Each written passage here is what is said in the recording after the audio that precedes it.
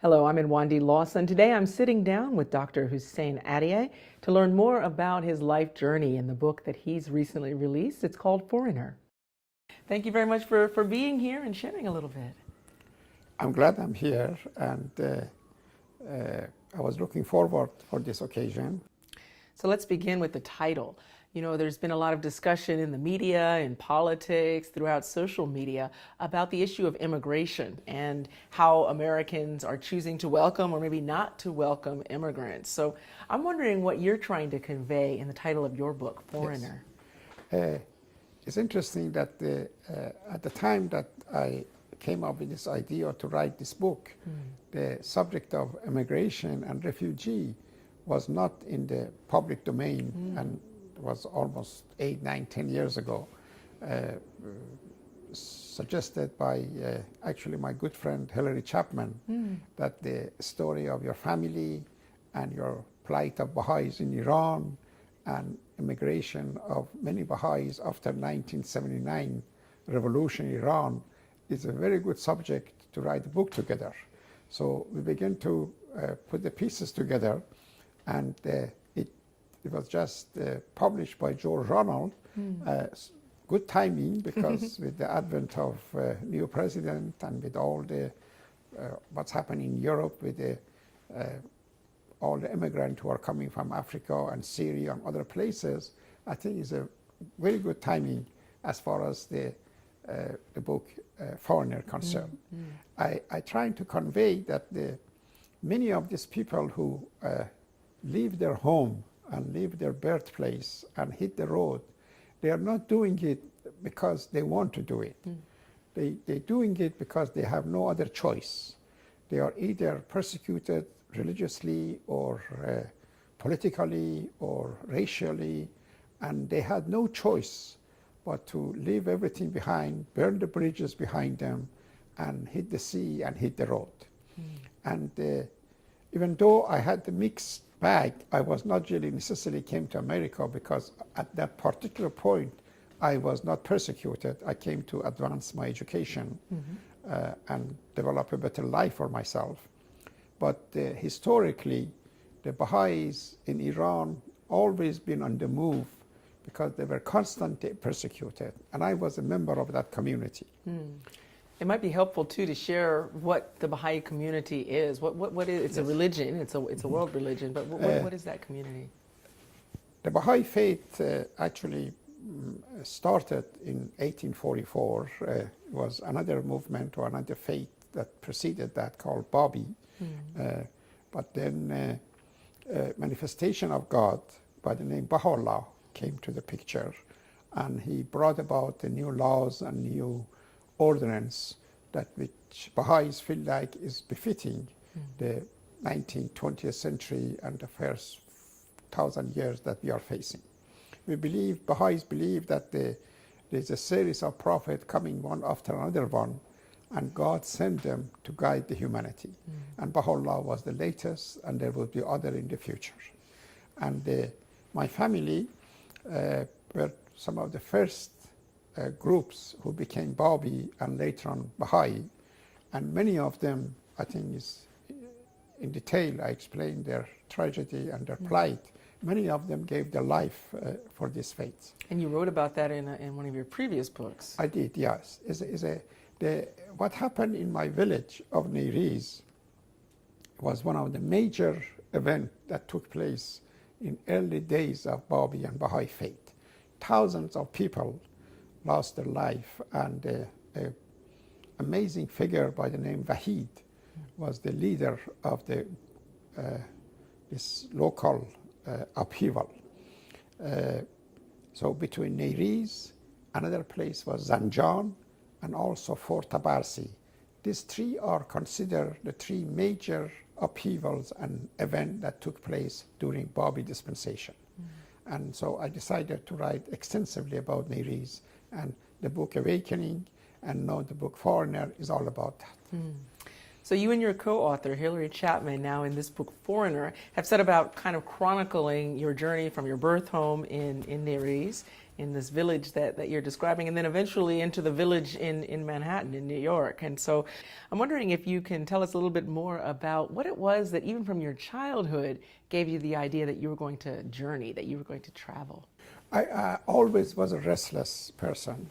These days, when somebody like me, they call him hyperactive, and they put them on medication.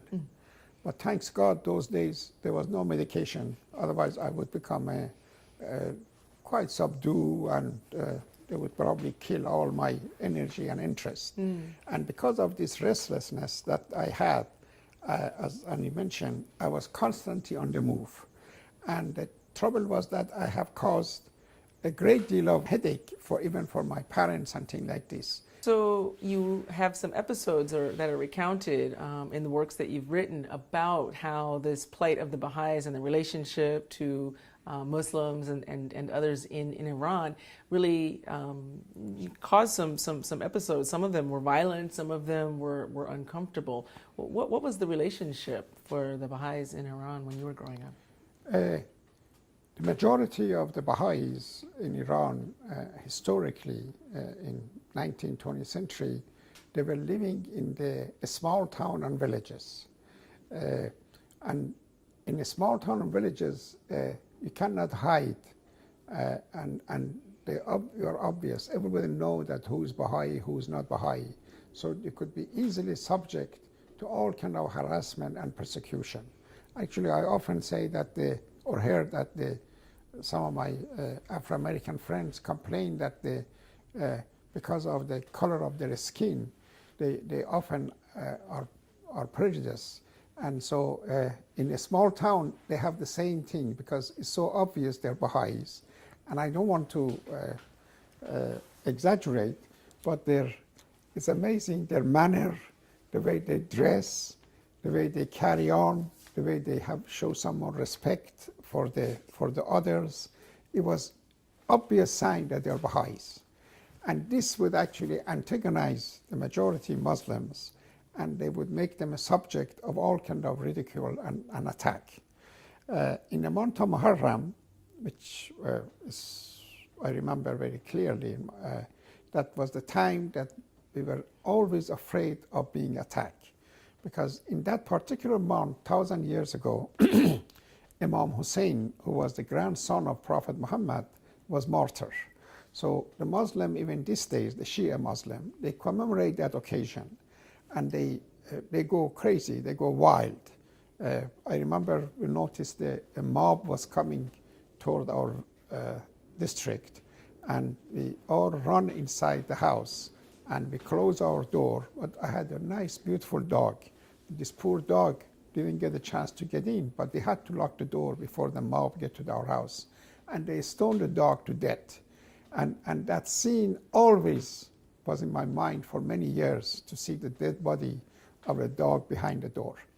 Or the, make it personal, the kidnapping of my father, because he was a prominent Baha'i. He was a secretary of assembly for a large Baha'i community. There was 2,000-3,000 Baha'is in that town at the time. And he was the one who was always making reports to the central government, to the authority, complaining about this local mullah, a fellow by name Fali. So this man made arrangement that some of his henchmen kidnapped him, took him to the mountain, and they really beat the hell out of him, broke his bones, broke his nose. I remember when they went and rescued him, and they brought him back.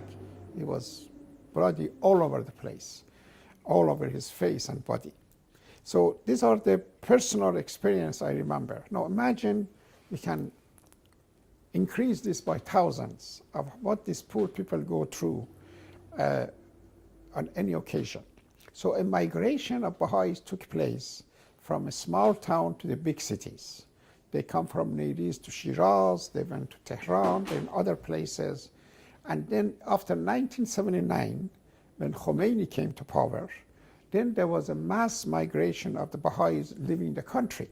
Of course, they were discouraged to do so because the government wanted them to leave and empty the country from them. This is one of their policy.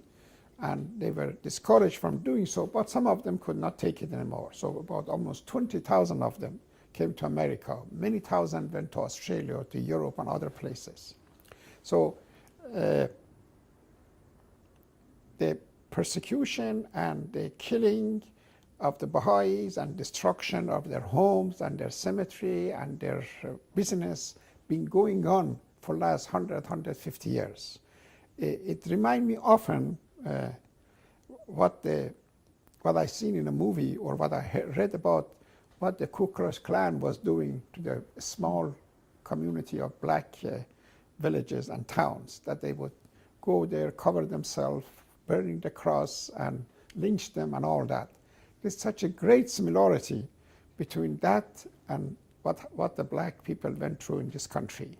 And I think that was one of the reasons, it's amazing how it works, that from very beginning when I came to America, because I was persecuted so severely based on my religious belief, I was in sympathy with the underdogs and the others who are going through the same plight in this country. When I participated in the march in Washington with Martin Luther King, it was such a delight and hope that can you imagine if one day similar thing happened to Iran and 1,000 of Baha'is be free at last.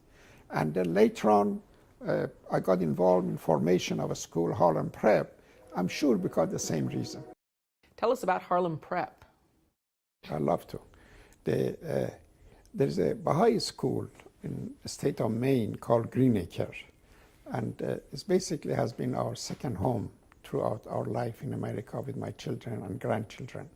So I was in the Greenacre schools one summer, and with my family and some friends. All of a sudden, this black couple came and joined us on the table. We were having fruits and food and all that, and we got in conversation. And their name was Ed and Ann Carpenter. These are the two angels. I don't know how they just were passing by the school, and they stopped, and they saw food, and they saw friends, and they were Baha'i, so they joined us. And he was sitting next to me. In the course of conversation, and he was very excited to meet a Persian Baha'i. It was the first time he was meeting a Persian Baha'i, a kind of informed Baha'i, so I could talk with him about politics, race situation, education, and all that. So he mentioned that he has been asked by the National Urban League and by the couple of the Catholic Church nuns and others, Manhattanville College, I think it was, to help to open a school for the dropouts. And if I like to be involved with the schools. And I show, of course, interest, not necessarily as a professionally, but as a helping them any way I could. So we start to have a meeting. I went to some of the board meeting and this and that was the beginning of my involvement with Harlem Prep.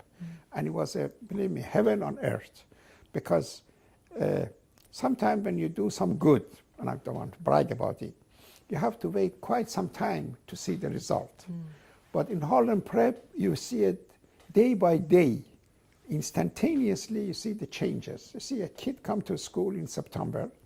He or she is a high school dropout. And we tell them, okay, you're going to be with us for 1 year. If you really take care of business, we put you in any college that you want to go. And they commit themselves. The high school dropout, a kid in Harlem streets, everybody have gave up on them. But then they see this as an opportunity. And they come and they stay, and I see them work hard, study hard, and making progress, and then at the end of year graduate and go to Cornell or Columbia or Fordham. So for those 10 years that I was in Harlem Prep, I was most rewarding time in my life. And of course, I got lots of attention myself. I met many politicians, I met many big figures in social scene. I remember there was a guy who was very popular those way on PBS actually, on Frontline, called William Buckley.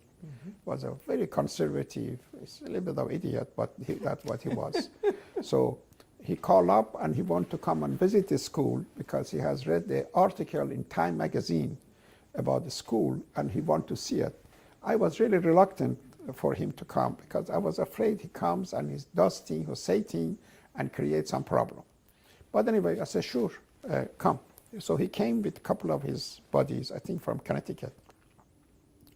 So then next now he said, Hussein, can you make arrangements so I can talk with the students?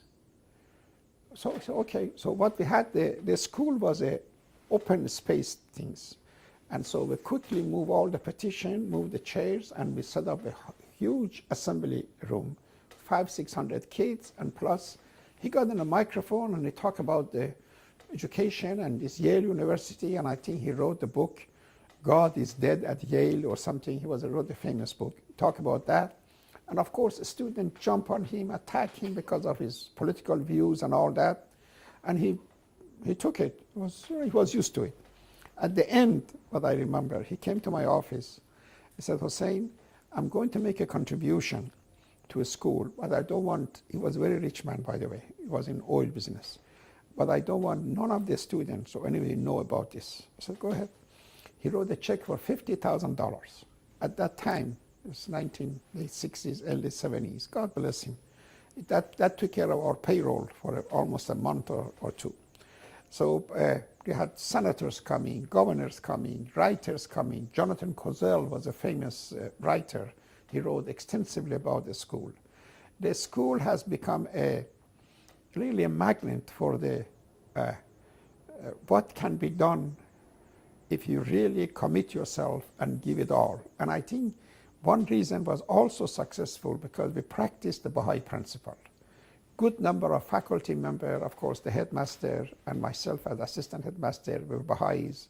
So that helps. The open door policy, the whole idea that every human being is a hidden treasure. All you have to do, just polish it, and it would manifest itself. This was really the backbone of the school, as was Harlem Prep. So in the telling of this story, there's certainly moments of stress, of sadness, but you also pepper the book with these episodes of humor. I think that's very much in keeping with your own personality. What are some of the early episodes of your time here in the United States, some of those that maybe we all can laugh together about? Number of things come to my mind. First, the idea that I was accepted to Howard University, even though I wanted to go to Harvard University. But I made a mistake applying to that university, and I was accepted by them. And when I came to New York, I realized I made a mistake. And Howard University does not offer nuclear engineering in early 60s. So that was my first thing, that confusion about what university I'm going. Then I went to this school called St. Michael's College. It's in the book. This was my first encounter with in American life, a few days after I arrived in America. I tell you some scenes in a cafeteria. In my village, milk is a scarce item. It really is very valuable. You have to walk around, go to different houses, see if they have they can share some milk for you. And it's often for the sick babies or for some special occasion that you get milk. Now I go to this place and I notice cafeteria, there is a machine, then you put your glass there and you pull the handle down and the milk comes out. I was so shocked. Where are these cows? I swear to God, 2-3 times I went behind the building looking for the cows that they were supposed to supply the milk for the machine. Or what we do in Persia is unfortunate, but it's traditional. When we drink tea, we take the cup of tea, and we pour it in the plate, what call it, in the saucer. And then we take a small piece of sugar, hunk of sugar, put in your mouth, and we start zip the tea. Oh my God! Everybody thought I was a monkey.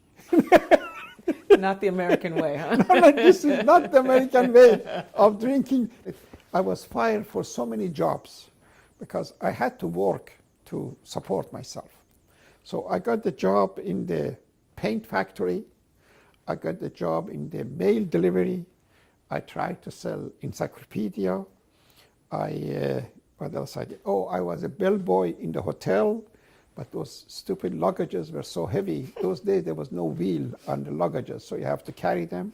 And most of this job I was fired because they realized physically I'm not capable of handling this thing. Oh, another job I had was in this factory who were making paintbrush. And we were standing in assembly line, and the brush come from one side, the handle come from other side. I had to put them together, punch something, and put them. But they were coming so fast. It reminded me of Charlie Chaplin. I don't know if you remember that assembly line. I was so little, and he was always behind, and I was trying to catch up with what was happening in the assembly line. Eventually, my dream came true, and I became a dishwasher. So because here I get lots of food, at least I didn't have to pay for it. I get food and I get decent salary.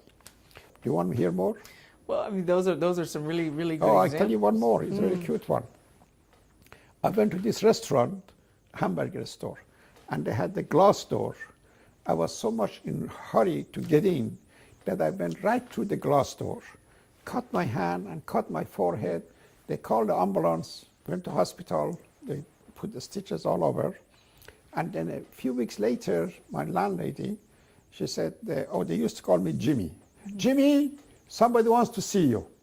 So I went down, this man is come on with the briefcase, sitting in the corner, and I had no idea what he was talking about. But I know there was something to do with that accident. And in back of my mind, he said, my God, he wants the money for the broken glass.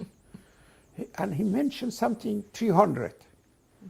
$300 for me was an unbelievable amount. So I said, no. He said 500. Actually, he was from insurance company. He wanted me to sign some kind of a paper so I would not sue them and things like this. So life was full of excitement those days. You wound up getting a little Until bit I of met payoff. Tahereh. Oh God, she saved me. So I had a student visa, and I was always at the verge of being deported because I was not supposed to work, and I was supposed to be a full-time student. But I had to work to pay for a school and to pay for my living. But then when I met Tahereh, it was an ideal situation. A good-looking woman, a doctor, with the green card. You know, this was so, as of then of course she was so fully involved in Baha'i faith and Baha'i activity. So my life took a U-turn, and I became a little more together at that point. And of course, I joined the middle class, and I moved to Queens. I was talking to a friend who actually lives in Atlanta, and he said, Hussein, the story of immigrant is a common story. It's I was poor in my country. I came to America. I opened a Kentucky Fried Chicken, or I opened a Dunkin' Donuts. First I had one. Now I have 10 Dunkin' Donut stores. I'm a millionaire. I have made the American dream. I said, that's not really that should not be a subject of your book. My thinking was that I'm an example of a minority who are persecuted so severely in that backward country. And if I can use myself, and I use also some other people, as an example of what persecution can do, and why are we refugee, and why we immigrate here, and why we tried, and why the prayer of our ancestor is helping us, that would be sufficient to write the book Foreigner. The publisher of the book is a wonderful publisher house in England called George Ronald, and they work very hard to help me to edit the book, and so I'm glad that they did that. Thanks so much. Well, Dr. Hussein Attieh is the author of Foreigner. You can look for that on Amazon. We want to thank you very much for sharing your story. Sure, thank you.